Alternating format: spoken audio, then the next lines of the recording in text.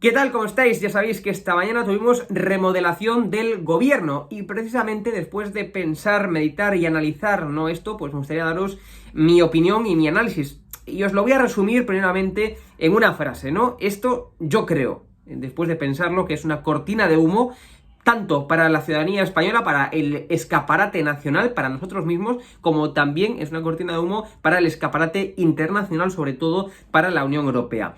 Y me voy a explicar, ¿vale? Para que me entendáis por qué digo esto.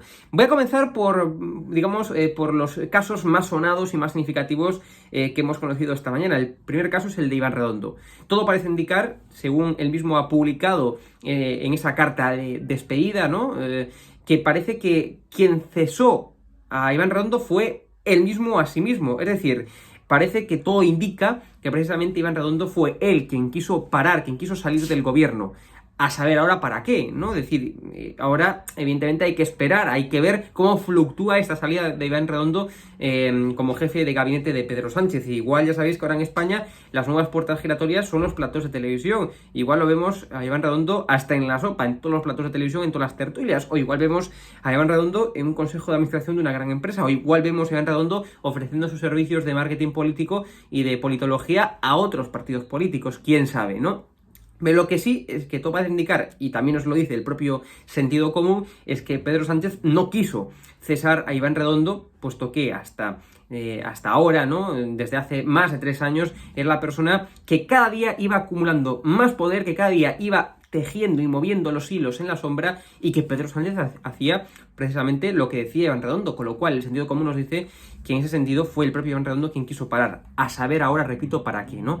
El segundo caso más sonado es el de Carmen Calvo y Nadia Calviño. Carmen Calvo se marcha al gobierno, algo que ya venía sonando, algo que ya incluso veníamos comentando, puesto que las discrepancias eran máximas entre Carmen Calvo y el propio Pedro Sánchez, y sobre todo también entre Carmen Calvo y el sector de Unidas Podemos, sobre todo discrepancias absolutas con Irene Montero, con lo cual, bueno, pues esto era algo sonado, no nos pilló demasiado por sorpresa, ¿no? Pero sí que es mucho más interesante quién la sustituyó, quién es ahora la vicepresidenta segunda del gobierno. Esto es, la persona que acumula y que tiene más poder dentro del gobierno, y es precisamente Nadia Calviño.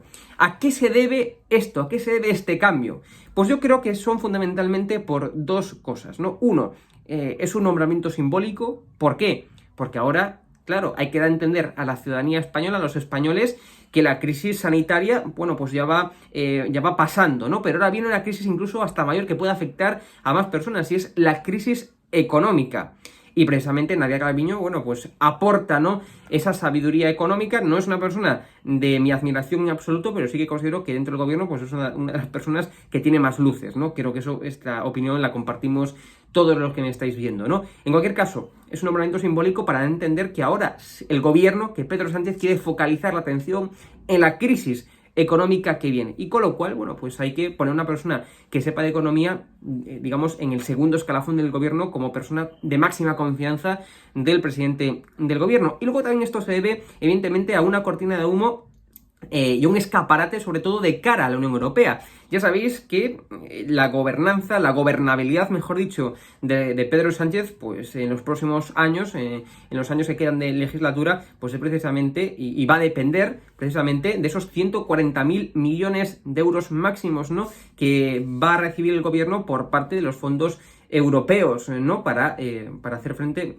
en torno a ese plan de Next Generation, ya sabéis, ¿no?, para hacer frente a la crisis económica, con lo cual hay que llevarse bien con la Unión Europea, con lo cual hay que dar una buena imagen a la Unión Europea, y qué mejor que dar una buena imagen que teniendo a Nadia Calviño, una persona que ya sabéis que perteneció a esa troika tan malvada como dice Podemos, ¿no?, y que precisamente eso le llevó a tener múltiples encontronazos, incluso públicos, de Nadia Calviño con el sector de Podemos. Es una persona que no cae nada bien a Podemos, pero que sin embargo sí que cae bien a la Unión Europea, y digo bien y no muy bien, porque evidentemente pertenecer a este gobierno, ser ministra de Economía en este gobierno, pues evidentemente degeneró su imagen, la imagen que tenía en la Unión Europea, la Comisión sobre todo, ¿no?, de Nadia Calviño. Con lo cual, es un escaparate, es un marketing político puro y duro también de cara a la Unión Europea, ¿no? Y esto es un poco lo más significativo de este cambio, ¿no? O sea, fijaros en lo que ha pensado Pedro Sánchez.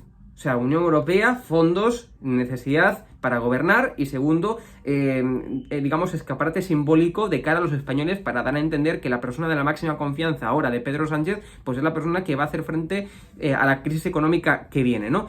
Luego, otro, digamos, de los cambios más relevantes ha sido lo de Laia y Ábalos, ¿no? Voy a comenzar por Laia. Para mí ha sido, bueno, pues genial, ¿no? Que Laia, la ministra de Exteriores, peor de toda la historia de España, y creo que no me quedo corto, la peor ministra de Exteriores de toda la historia de España.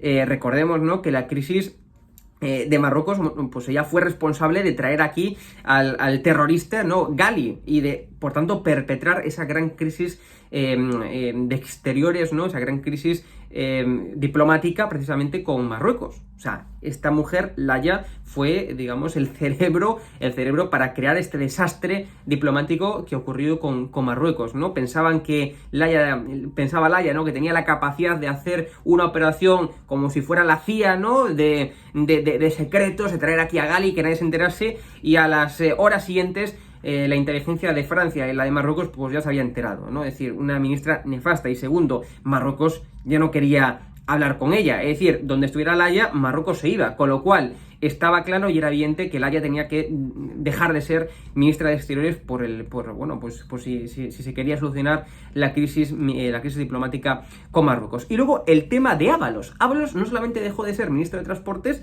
y de Movilidad, etcétera, sino que también incluso dejó de ser secretario de Organización, con lo cual Ábalos no es nadie, pasó de ser ministro a no ser nadie, o sea, literalmente nadie, ni tanto en el gobierno, ni tan siquiera como cargo orgánico dentro del propio PSOE. Y la pregunta es ¿por qué? Bueno, y aquí, claro, una de las cuestiones claves es que precisamente es muy amigo, ¿no?, del subdelegado, del que era, mejor dicho, subdelegado del gobierno en la Comunidad Valenciana, ahora que está siendo, bueno, pues imputado. Ya conocéis el caso de la Comunidad Valenciana, ¿no? Ábalos muy amigo de él, con lo cual, aquí nos puede hacer sospechar y pensar que quizás Ábalos en un futuro pues lo veamos en los titulares, copando, bueno, pues titulares en temas de corrupción. Que no nos sorprenda, ¿no?, que Ábalos, que Pedro Sánchez ya sepa que en un futuro veremos quizás a un Ábalos imputado por algún tipo de chanchullo con su íntimo amigo, ¿no?, incluso amigo desde la propia juventud, ¿no?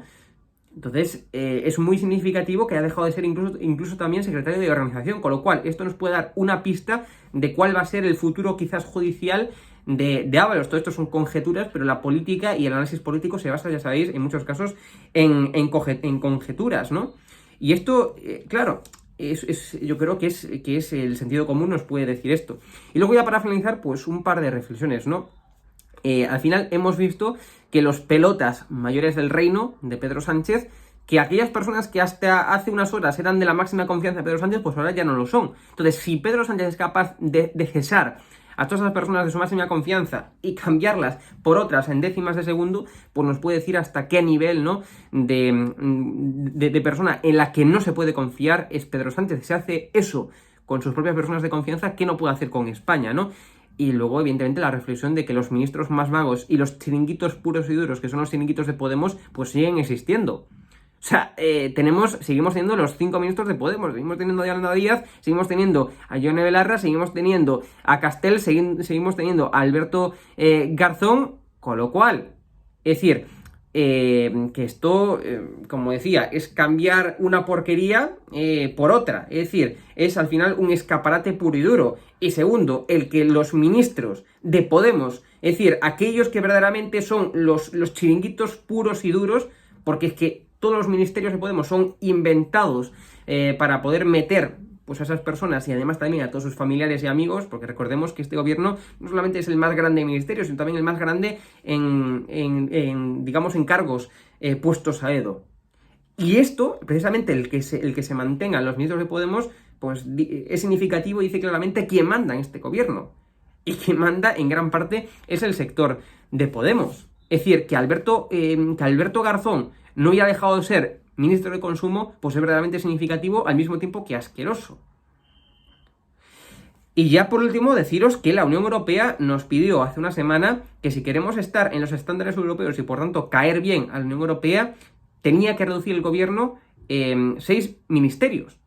Repito, reducir, esto quiere decir eliminar 6 ministerios para, digamos, estar en el estándar de la Unión Europea. Y Pedro Sánchez, claro, escuchó eso y entendió que era cambiar de ministros, no eliminar ministerios. No, Pedro Sánchez, escúchame, si quieres caer bien en la Unión Europea y estar en los estándares europeos, tienes que eliminar 6 ministerios, no cambiar las caras unas caras por otras, eliminar 6 ministerios, con lo cual Pedro Sánchez va a seguir teniendo, por tanto, como conclusión, un trabajo muy duro para seguir convenciendo a la Unión Europea de que va a saber administrar correctamente esos fondos europeos y que no van a quedar, digamos, para sostener la estructura esclerótica completamente de este gobierno social comunista que sigue teniendo de forma intacta a los 5 ministros, a los 5 ministerios, ¿no?, asquerosos, vomitivos y chiringuiteros, por así decirlo, desde el gobierno, con lo cual le queda un arduo trabajo. Un fuerte abrazo, nos vemos, chao.